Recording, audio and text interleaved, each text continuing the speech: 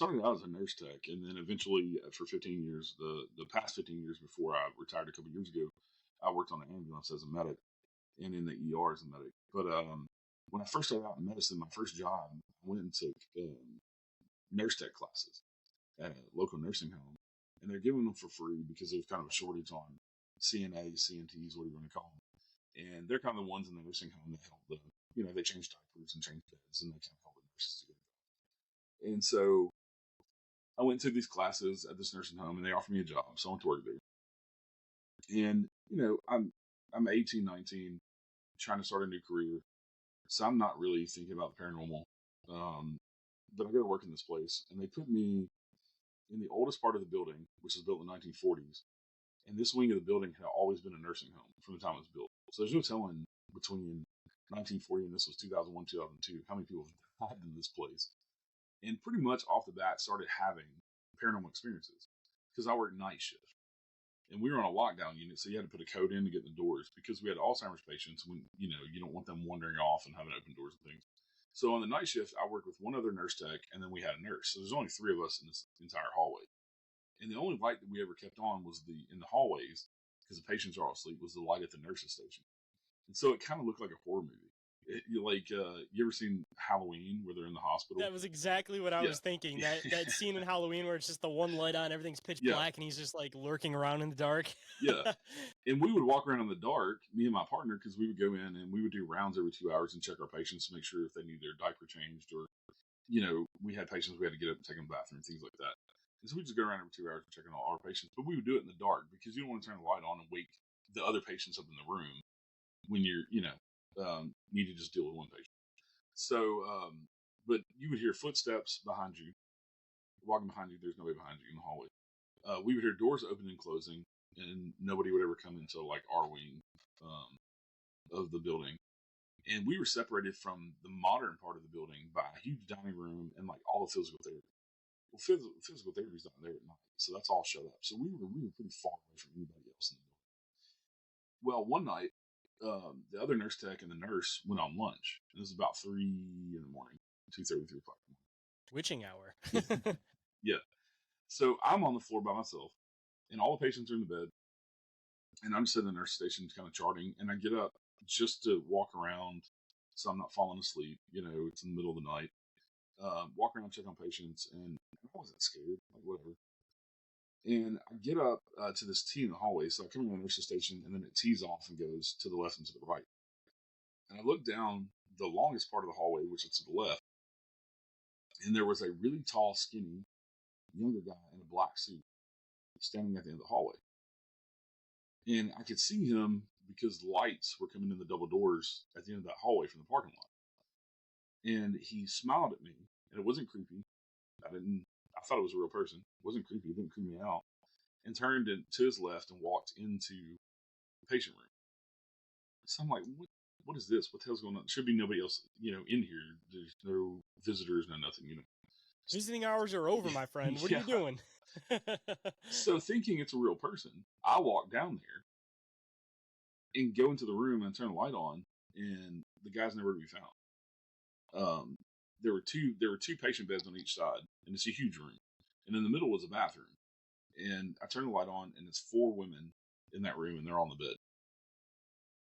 And so I'm like, what is going on? So the nurses, the nurse and the other tech come back from lunch, tell them what I saw. They kind of blew it off, and they were conscious of the paranormal, but they were just kind of the nurse told me, the nurse was like in her 70s, the LPN I worked with, and when I asked her about the paranormal, she was like, "Oh, honey, that just kind of happens here," and they just kind of blew it off. It was just something they kind of ignored, I guess. So I told them about. We just get so used to it, right? So I told them about the men I saw, and they just thought, "Whatever, you're crazy." And so the next morning, I go home at 7 o'clock when I get off, and when I come back the next night, one of the ladies in that room had died, and unexpectedly, like had Alzheimer's, but not no other health issues. And so I've always called that story the angel of death. But we also had a patient on the same hallway who was end-stage Alzheimer's, so you couldn't have a conversation with her or anything. Like, she wouldn't answer questions, but she would start yelling about the man in the corner. And whenever she started yelling about the man in the corner, somebody would die. And that was just kind of a known thing that everybody that worked there, even on up to like the management, it would get around. Oh, Miss So and So is yelling about the man in the corner, and this lady's like deathly afraid of the man in the corner. And so I always wondered if those two things were correlated.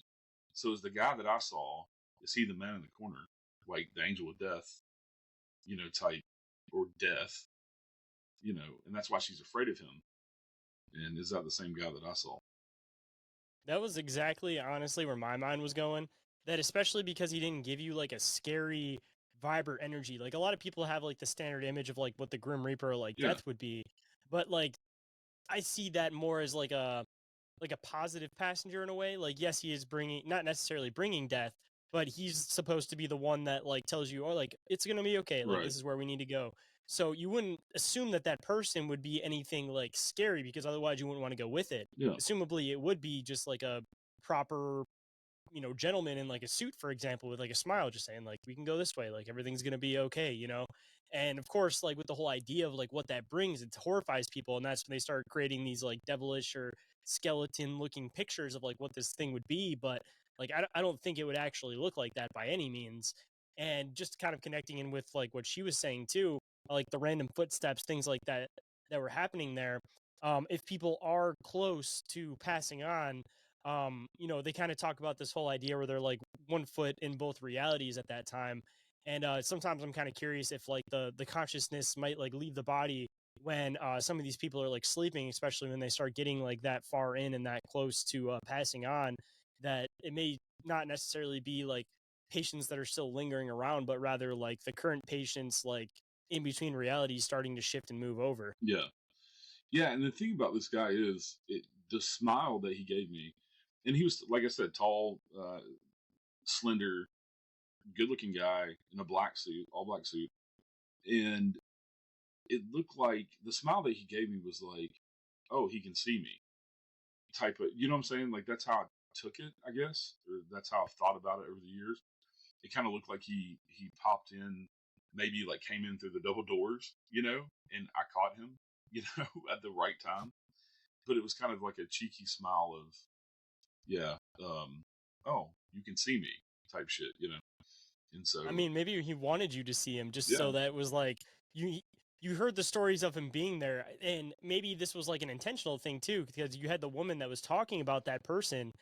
Maybe he intentionally tried to show himself to you one time so that you'd be like, you know, I want you to think about this because I know that you're into this kind of weird stuff. yeah, Like maybe I might kind of get the idea, and he'll realize that I'm not something evil here to like hurt people, but just from her perception, it makes it sound like it's this big scary thing. But I'm not this big scary guy. I'm the one that's holding their hands and right, helping them pass on to where they need to go. right.